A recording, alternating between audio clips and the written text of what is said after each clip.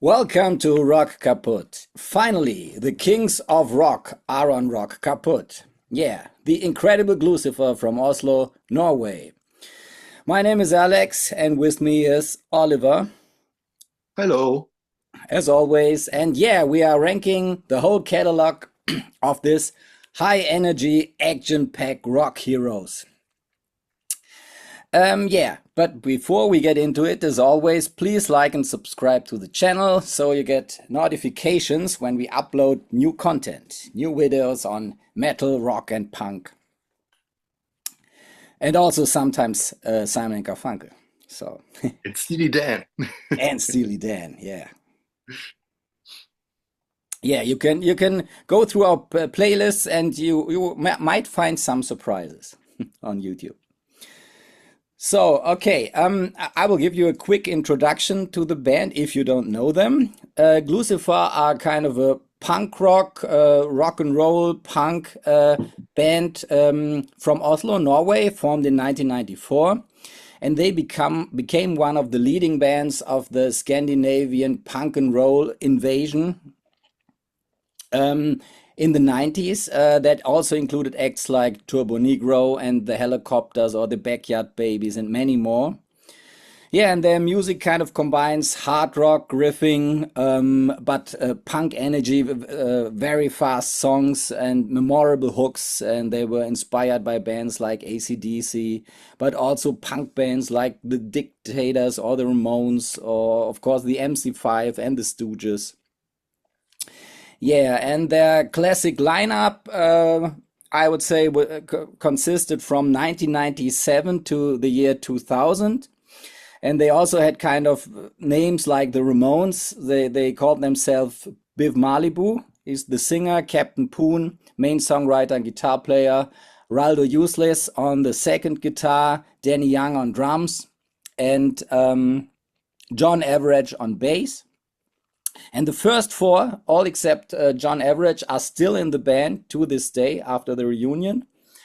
John Average, the bass player, was replaced by Stu Manx in the year 2000. Yeah, and yeah, the band over the years built a strong reputation through constant touring and many live shows.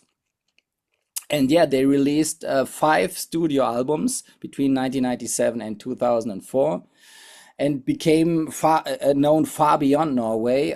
Also successful in Germany. Yeah, and I think we both have seen them live, right? Yes. Back then. Yeah, very cool live band. And yeah, and they split up in 2005 and reunited in 2017 for live performances first, and then they released a new album. Surprisingly, Same Drug, New High. Yeah, their first studio album after more than 2 decades, which is amazing. So and throughout their career, they have proudly used the nickname Kings of Rock. So they gave themselves. Yeah, that was my quick introduction, and I think now we can start with the ranking. I think we just skip one after another, right? Okay. Right. You want to And we start? have 6 albums, right? Only 6 albums, yes. Yes. Okay, so first, I have to admit that I never listened to a full album by Gluecifer. I think I saw them, it must have been 97 or 98, and I think it was in a amazing double package together with the Helicopters in a small club in Cologne. Um, but I'm not sure if I'm just imagining it. I definitely saw the Helicopters, and I'm pretty sure the Gluecifer were the supporting act. But I cannot find this gig in this club in the year on setlist FM, and maybe they switched clubs. That's possible. But I cannot prove it, and I don't have a ticket stub or anything. But I think I saw them both. Thought they were great, but I never bought an album. And yeah, so that was yeah new experience for me. Of course, Gluecifer um, have this one sound. They are not a band with many faces, although they have a couple of different styles on each album, or more on the later albums maybe. And it was a little bit. I mean, if we do these rankings and we don't know the albums by heart, then of course you have to listen to them more than just once. And for a band like Gluecifer with 6 albums, and I've spent now, I don't know, maybe a week or something like that with these 6 albums, and this is not exactly the kind of music that you would exclusively listen to over and over. It's music that does what it does and does it well, but it's not music to sink into. Yeah, it felt a bit weird in comparison to, I don't know, a band like Steely Dan or yeah, more complex music where you kind of have to feel your way into it. Um, yeah, but nonetheless, let me start with my number 6. Yeah, it wasn't easy to rank those because all of these are good and they are pretty close and there are not too many differences between the albums. But I chose their newest one, Same Drug, New High. And I think Gluecifer had a pretty common um, made a pretty common progression over their career. I mean, they started as this gritty uh, punk band that was all about playing fast and rocking, rough production, not too many polish on it.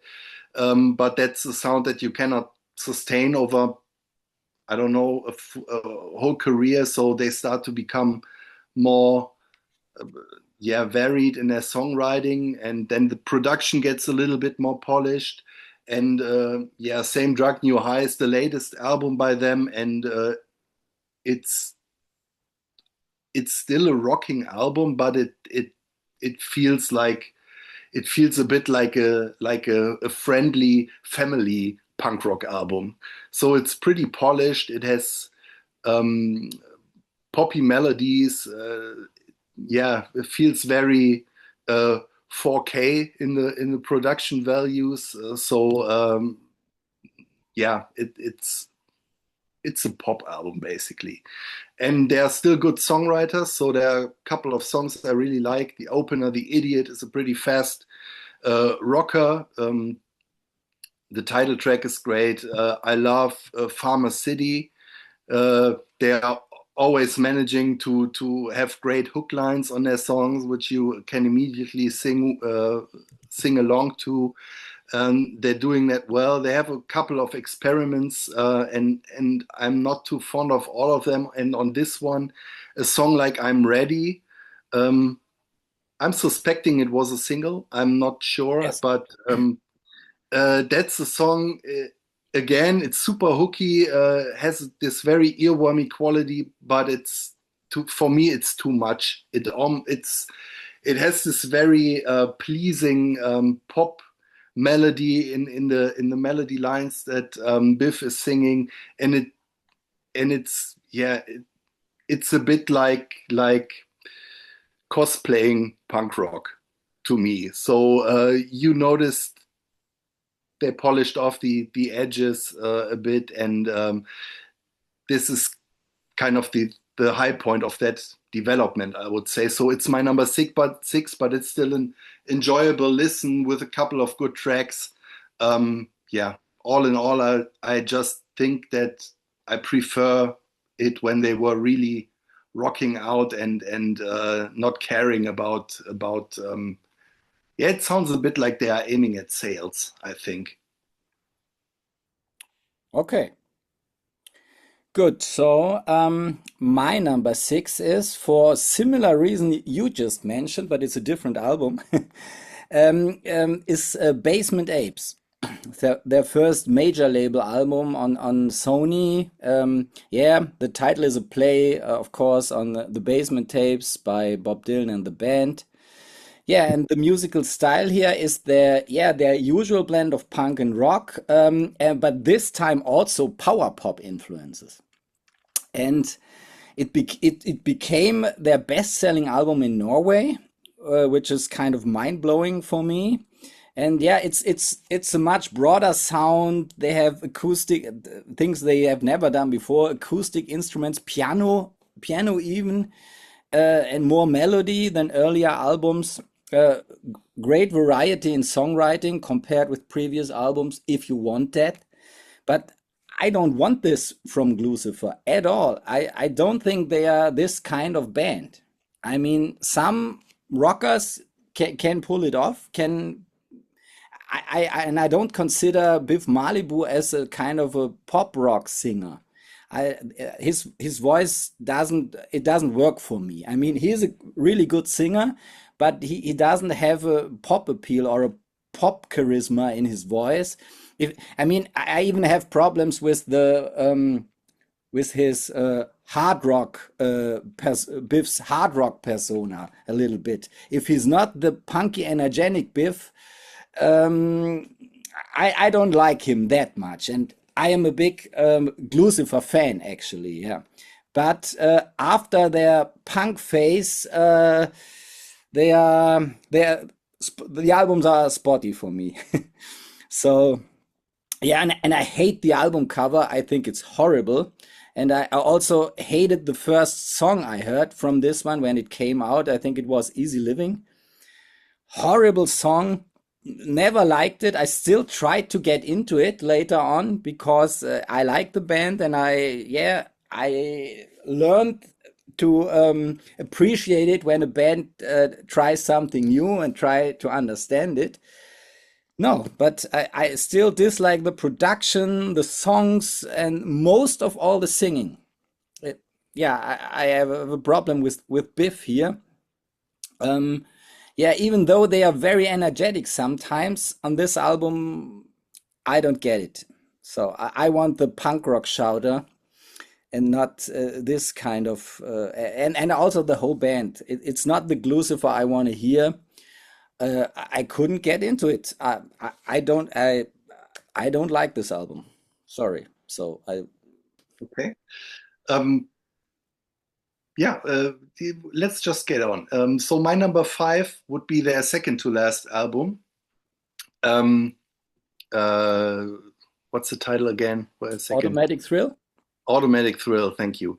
And it's basically for the same reasons. I put the other one last. I think this is still a little bit more energetic and rebellious and wild and aggressive.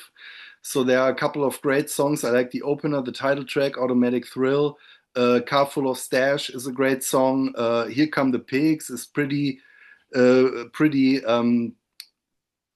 yeah, full of rage and one of the heaviest songs probably. Ding Dong Thing is a cool rock song, like that one as well. Um, then it ends with this almost kind of spoken word thing. The good times used to kill me. So it's a nice album with different styles. I like them best when they are straight rocking out and have these hooky choruses and just bang these things out in like 2.5 to 4 minutes. But still on this one, you also have this production. I mean, it's crunchy and everything, but there's this kind of Hollywood sheen all over it that I just yeah I'm always trying to come up with a comparison, but the only band that I'm coming up with is the Foo Fighters. So it's this kind of um, I mean, it's rocking and it's heavy, but still it's somehow made for moms and dads with their kids in a way, and that kind of annoys me a little bit, or it's just missing that edge in the end. So this is why I put this one on number five. Still an enjoyable album, but yeah, I like the other ones a bit better. Interesting. I thought you would have put this a bit higher because I think it's clearly their heaviest and their most hard rock album. The songs Yeah. are, but yeah, I'm missing the roughness, the grit Mhm. in the sound. So yeah. Yeah, right. Hmm. Okay, my number five is the album Tender is the Savage from the year 2000, produced by Daniel Ray, who also produced the Ramones. It's a darker and yeah, maybe also a bit heavier production than their early albums. Yeah, I Got a War is pretty cool, has a cool drum riff and a cool song. Um, yeah, Chewing Fingers, I don't like that much. It has this pressed singing by Biff. Uh, I don't think that suits him well. And but also some very good songs like Ducktail Heat. It's a fast rocker. This is the Gluecifer I want. Great riff in the chorus, and this time the riff makes the song, not really the vocals. And also Drunken Pompous is a highlight for me. Fiery guitars, yeah, also in the early style. Yeah, also very good, but it really doesn't touch the songs of their early phase. So still, and rip off Straße, weird name. It's a German word, by the way, Straße, and they are from Norway. It's a bit weird. Yeah, And they are singing Rip-Off Street, and they're not yeah, singing Rip-Off no, Straße. yeah, it's a Yeah. kind of an inside joke, probably. I don't know. Yeah, this is really the best vocal performance by Biff on this album. It's really good. I mean, sometimes he really shines. Yeah. Usually, I say if he's doing a song in which singing is important, yeah, the singer should really sing and not shout. It's kind of a hit or miss for me, but sometimes really shines, and this is one of those tracks. And also on the closer, Exit at Gate Zero, also like that one a lot. Yeah, but yeah, the mid-tempo stuff here is mostly not that great. I don't like that Gluecifer that much. Yeah, if Biff is singing a kind of a normal rock song, most of the time it doesn't work that well for me. Yeah, on slow songs, the attitude and the whole appeal of Gluecifer kind of gets lost, and they turn into a random rock band for me. And yeah, I want the intensity and the speed and also the irony. I think in the early phase, irony made a big part of the appeal of Gluecifer for me was the irony because they called themselves the King of Rock. They had kind of funny, silly lyrics, and they were kind of acting like kind of like a hard rock band from the 70s. They were the kings of rock, and they were also their influences, but they played these fast songs, which was kind of weird and funny, yeah, and very energetic. And I mean, Biff Malibu doesn't really look like a cool rock singer, yeah. He's just he looks like a more like a rock fan that is really enthusiastic, yeah, and that's also cool, yeah. And I think this is kind of their weird appeal they had in the beginning, and I love that. So I don't know, do you agree about that, or what was your perception of the band? Yeah, I think there's definitely humor involved, and I don't think it's really irony, because I'm not that big on irony in music. Um, but I think they weren't afraid to be silly and stupid, and to really lean into that rock star heroism, right? That wasn't really cool in the 90s because none of the alternative rock stars wanted to be rock stars. They looked bored on stage, and Yeah, they didn't want to give interviews, and they didn't want to be lionized and stars, and here are these guys from Oslo calling themselves kings of rock and playing this kind of, yeah, outdated punk rock style, and wearing ties and stuff. Um, yeah, that was different, but I don't really think it was irony. I think they were pretty earnest about it, but still they had a sense of humor about it all. Because I mean, being from Oslo, you're not exactly chosen to be the king of rock, right? Right, yeah. Maybe a better word would be kind of a silliness, yeah. But Yeah, yeah, because yeah, the humor wasn't very clever, but it still had a certain appeal, yeah, combined with this intensity. So yeah, yeah. yeah, so yeah, it's yeah, partly this album is mediocre hard rock, and a lot of AC/DC like AC/DC influences in there. Yeah, I still like it. It's a good album. I don't like my number six, Basement Apes, but I like this one. Tender is the Savage, my number five. Okay. So my number four is Basement Apes from 2002. And I basically agree with everything you said. And I was juggling these records around. So I was always, yeah, most of the time the record I listened to was the one I liked better than the one I've listened to before. And I had to find a way to kind of bring it into this final form. So Basement Apes was kind of sliding around because I agree that it's the first album where they kind of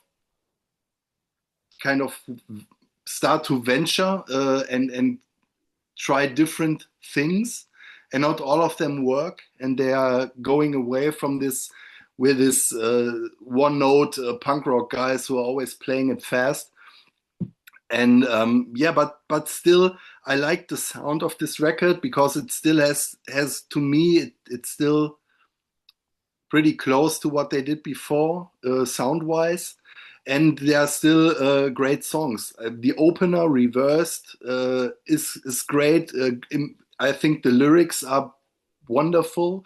I mean, they never say anything you need to think about too hard, but sometimes they come up with clever and cool lines. And Reversed is basically built on this idea that they are messaging in the title. You know, they are kind of the lyrics are composited of opposites. So Biff is doing this one thing, but at the same time he's doing the other one. So yeah, he's going away but staying and stuff like that. So it's pretty funny and energetic. Brutus is also a great song. It's the next one. I like Easy Living. Don't have a problem with it, but then Little Man is to me, I don't need this by Gluecifer. It's this. It's not really a ballad, but it's this. Yeah, small, rather quiet song. Not enough for you. They are for the first time they are using a women's chorus, which is pretty fitting. It's kind of funny that they haven't tried this before because it kind of fits the sound. But yeah, it took me a while to really like the song because the production is not that great. Uh, you mentioned the singing a couple of times. There are two singers that Biff sometimes reminds me of, and I think that's funny. Sometimes reminds me of Glenn Danzig, without really sounding like him, but the way he builds his melodies sometimes he reminds me of him. And here are a couple of songs where they sound like Oasis to me. Like two or three times uh, the main riff and the slower songs they could be by Oasis to me. So I like the fast songs the most. Black Book Lodge would be another one. Power Tools and Piss is pretty cool. Um, but yeah, it's a bit hit and miss, and it's an album where they are trying to find ways to not be this boring one-note punk rock band, but yeah, that's what I like about them. That they are doing this one style really good, and I don't need them to experiment and become I don't know, thoughtful songwriters. So yeah, it's a bit hit and miss, but still there are a couple of great songs on here, and yeah, and it has this more organic production. So yeah, Basement Apes in the end came out on four for me. Okay. So my number four is Automatic Thrill from 2004, their last album before their breakup and their biggest international success. Yeah, and back then, I mean, I was really a big Gluecifer fan back then. And first, I was really shocked when I heard this because they changed so much. I mean, this wasn't really a punk band anymore. It was more a hard rock band with some punky influences on some in some songs. But actually, after a while, after a few years, actually, I warmed, decades actually, I warmed up to this album and I liked it a little bit more. I still don't like both singles very much. Call to the Other Side is not really, I don't know, it doesn't work for me. It's, I don't know, I think it might work with a different singer, but with Biff Malibu, yeah, I like the title track. It's that is one is very cool. I like Take It, which also sounds a bit more like the old Lucifer. And yeah, and Biff, he sings really good, but I still don't like it. I don't think he doesn't have that much appeal to me as a hard rock singer, more as the punk, energetic punk singer. He really improved. His singing is really good here. He's more experienced. His voice is trained more, and I think the best song on here is for me is "Put Me on a Plate." I really like that one. And yeah, I kind of I was thankful that they were still here and they made this album. And yeah, I think with Lucifer I learned maybe the most that you have to allow a band to change. I mean, if you played this style on so many shows and so many years, I totally can understand you get a little bit sick of it and you need to do something that is a little bit different. So, and yeah, but I still miss the band that I used to love here. And but there are still hints there, and I still like some of the newer music that doesn't sound that much like Lucifer, but it's still pretty cool. Yeah, they are still rocking out, right? So it's Right. a little bit, and yeah, they couldn't. But we get to that. They couldn't do their debut again and again for sure. Um, okay, so my number four, no, my number three. My Three. number three is Tender is the Savage from 2000. Um, and yeah, it's a bit gloomier, and to me, it's maybe their most 70s sounding album.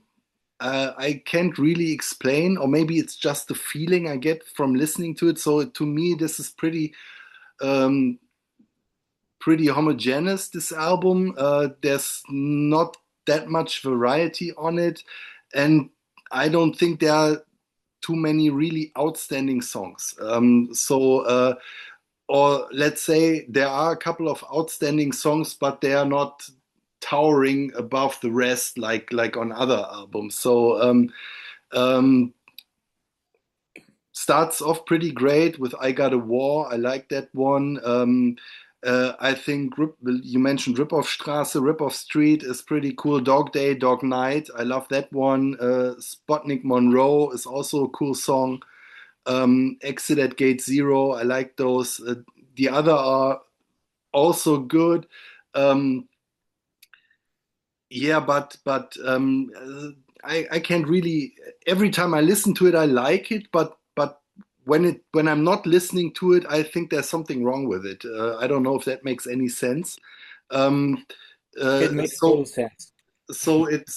it to me it's maybe their yeah, maybe it's a dark horse album if you want to put it positively, and I have it on three, so it's not exactly like I don't like this album. I mean, it still has this gritty sound like their first two have.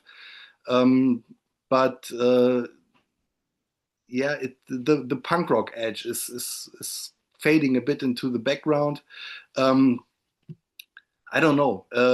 Strange album. Every time I thought about putting it lower in the list, and then I listened to it again and said, no, it's a cool album, but it doesn't have that much staying power for some reason.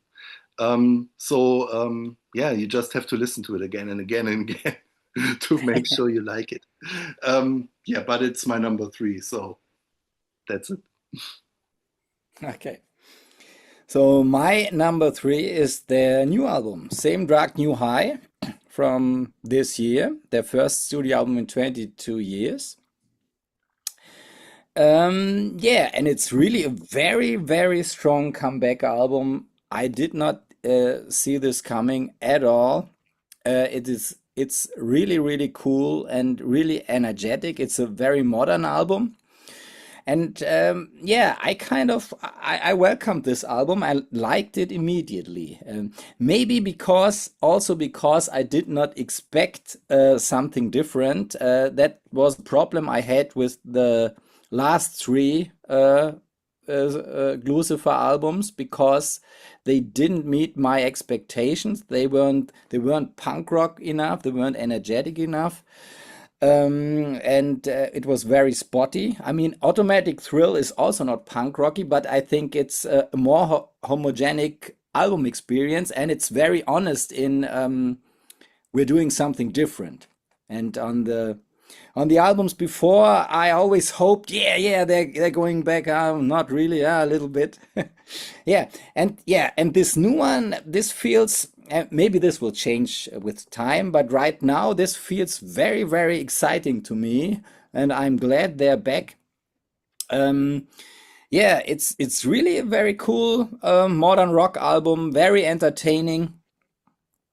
Yeah, to me, right now it is more interesting than many of their albums. I love all the singles, but all of the rest is really good, and it's a very cool production. I like it a lot more than Basement Apes. I don't know, that really rubs me the wrong way. But yeah, I agree with you. It's a very commercial album, but I can really live with this kind of commercial Gluecifer much better than the Basement Apes. So, and this one has, to me, their best album cover. Yeah. I mean, it doesn't say that much because Gluecifer were not really a band where you could say, "Wow, what a cool cover." I don't like any of their album covers except this one. This one's really cool with the rooster. I think what I found interesting is that, I mean, there's 21 years between Automatic Thrill and this one, and you don't really hear it sound wise. I mean, there could be from one year and the next, Yeah, basically. So um, uh, that says something about rock production, I think, right? Because there hasn't been that much change in the meantime. Obvious, I don't know, or maybe, but to me they sound really close to each other. yeah, that's right. That's right. Yeah. Yeah. Yeah, and it's a really good album. I also think they have the songs here. So it's a very concise, very cool new album. So Okay. hats off. So my number two is their second album, which has this title that I can never memorize: "Soaring with Eagles at Night to Rise with Pigs in the Morning." Right. Um, yes, and this is basically the debut again with a little bit more professionalism and sheen to the production and variety to the songwriting, but it's basically just one kick-ass song after the other for me. I was thinking about putting it at number one at one time, but yeah, then I put it on number two. But this is one of the great albums of that time period and of that Swedish punk rock and roll style that was so captivating here around Europe at the time, the turn of the millennium. Bossheaded, great opener. Go Away Man. The Year of Manly Living is a little bit slower and more hard rocking, but I think it's one of their best songs and one song where they really pull that off. Get the Horn kicks you in the butt right afterwards. Critical Minute, great. Dead End Beat, Heart of a Bad Machine, Gimme Solid Gold. Uh, this is just a great fun hooky punk rock album that is great for partying. It's just fun to listen to it. Great songwriting, energetic. It's all you want from this style of music.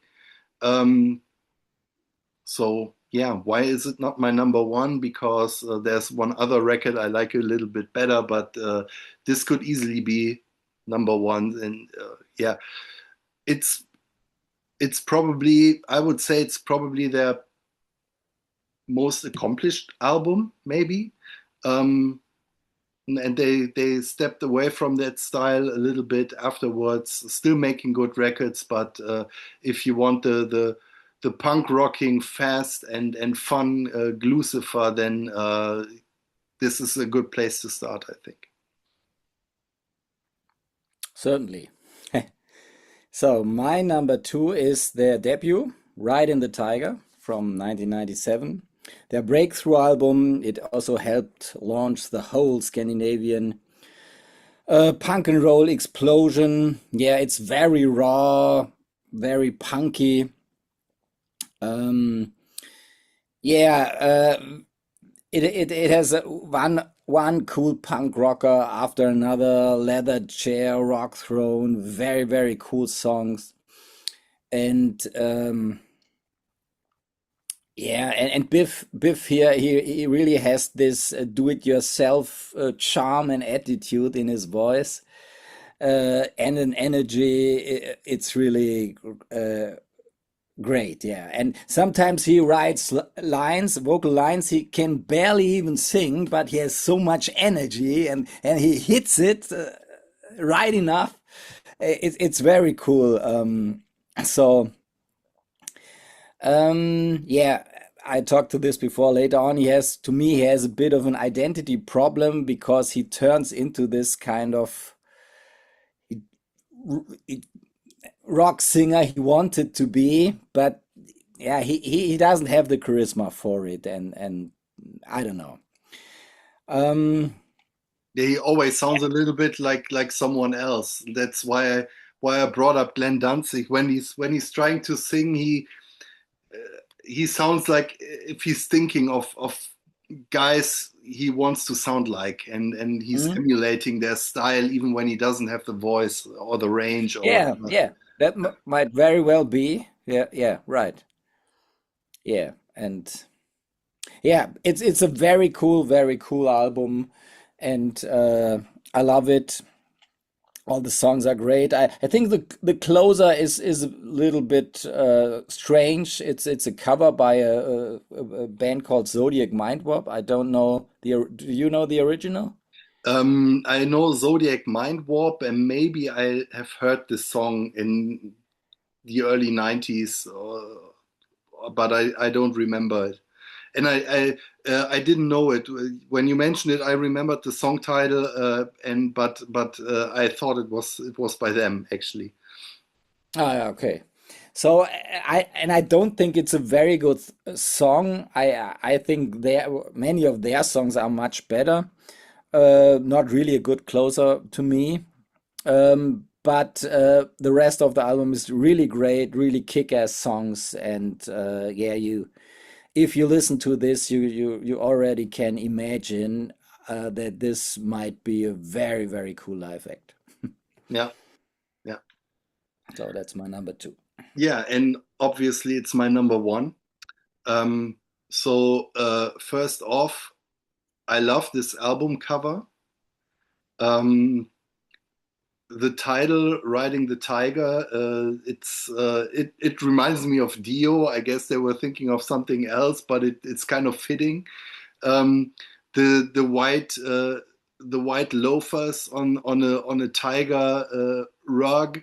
I have to think of the movie A National Lampoon's Vacation, where Chevy Chase as Clark Griswold, he's meeting uh, this redneck cousin played by Randy Quaid, who's living somewhere in the Midwest on a farm, and he's broke and doesn't have a job, and he has a steel plate in his head, and he's not well educated, and his kids are smoking dope, and he gives Clark Griswold this basically the same exact pair of shoes, these white kind of pimp shoes, and Clark Griswold, who's this family guy, takes the shoes and looks at them kind of disgusted, and his cousin just says, "Yeah, I noticed how you admired them the last time I wore them," and of course he didn't admire them. He was just looking at them and thinking how ugly these shoes are. And I love this on the cover. It's a cheap cover, so I get why you think, or why you said their covers aren't that great, but I just love it, and it fits the band and this record so well. It's this kind of humor we talked about, and this hey, we don't care. Rock has to be this kind of obnoxious thing of loudmouthed guys who are singing songs like "Rock and Roll Asshole," and yeah, and the whole record sounds like that, like this middle finger thing. And I love the song titles alone: "Leather Chair," "Rock and Roll Asshole," "Bounced Checks," great. Uh, "Evil Matcher" is probably my favorite Gluecifer song. I think it's just infectious. I love it. It's kind of rowdy. It's hooky, and you want to smash bottles around the place when you listen to it, and jump off your furniture. It's just great. Rockthrone, also great. Burning White, I'm not too fond of it, although it's also cool. Titanium Sunset is great. "Oh Be Damned Kenobi," one of their greatest song titles. I love that track as well. Um, yeah, it's not a perfect album. It's this band cranking up their amplifiers to 11 like Spinal Tap did, and just blasting this thing out, and I think it's this kind of attitude that makes this album for me. And after this one, they were trying to become this kind of professional rock band with a kind of career, and here you don't hear any of those ambitions. It's just these guys playing this rebellious punk rock sound, and making it as loud and stupid as possible. So I love it, and I think it was, when I listened to it, I basically knew it would be my number one. I think so. Yeah. Okay. Yeah, to me, my number one and two are very, very close, almost interchangeable. But I went with Soaring with Eagles at Night to Rise with the Pigs in the Morning for my number one. Yeah, but I think those first two Lucifer albums are really very, very close, and they are both great and very similar in style. Yeah, and this really cemented their Kings of Rock reputation, and yeah, and rightfully so. Yeah, I mean, you mentioned it before. The songs are so great, banger after banger. Bossheaded, Get the Horn, The Year of Manly Living, Dead End Beat, and also Gimme Solid Gold in the end. Usually on such songs, Gluecifer are not that great, but Gimme Solid Gold is really a great melodic mid-tempo rocker. Yeah, awesome, awesome, and yeah, great band. Yeah, and I mean, they were all those Scandinavian rock bands. Although this style is musically very simple, the bands coming up there, they sounded really different. So they sounded very different than the Helicopters, for example, who were much more sleazy. Yeah, they're much more faster, better guitar players, more soloing. And yeah, the Gluecifer were in a way more punky. Yeah, and I like that about them. And yeah, and also what gave this one, Soaring with Eagles at Night, a little bit pushed it to the top for me was the punchy production. If you compare it to their debut, this one has a little, really not only a little, has much more sonic variety, and it hits harder when and they also the background vocals here are really cool in Bossheaded or Get the Horn. Um, yeah, that made it for me that was the reason why I placed this a little bit higher. So yeah, and yeah, and I also like the songs, but the debut is great as well. So um yeah, yeah, here everything works together.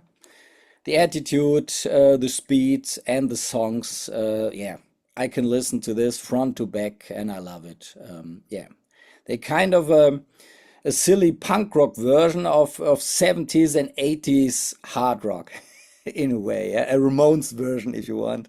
Yeah. Yeah, and actually, this was really my entry into classic hard rock. I didn't listen to hard rock before, but I mean, these guys were totally influenced by early Thin Lizzy, AC/DC. I think they even covered them, and a lot of 70s stuff, but also 80s stuff. I don't know, like Zodiac Mind Warp. I never heard of this band, and I'd never listened to them.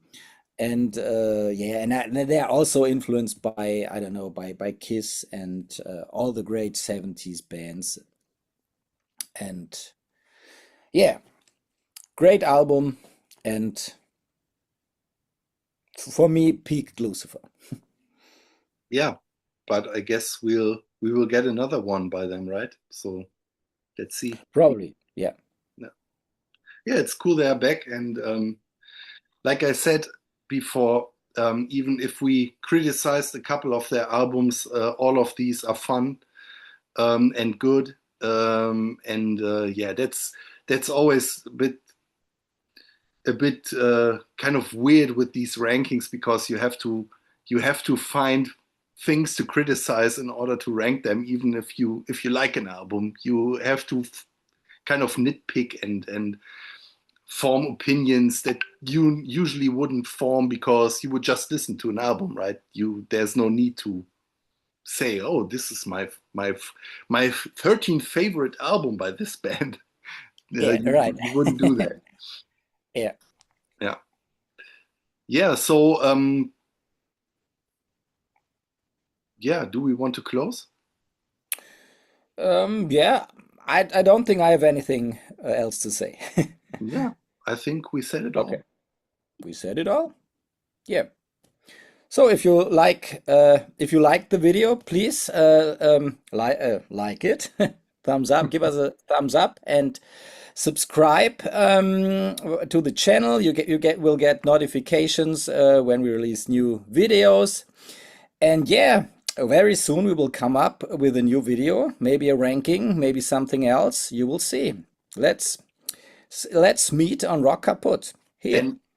And I want to know, especially to our viewers from overseas, do you know this band at all, or do you know these Scandinavian rock bands because they were pretty big in rock circles here in Europe? And I don't know if you know these bands at all, and I would like you to tell us. And I guess we will come up with more of these Scandinavian bands. I think I heard something in the bushes.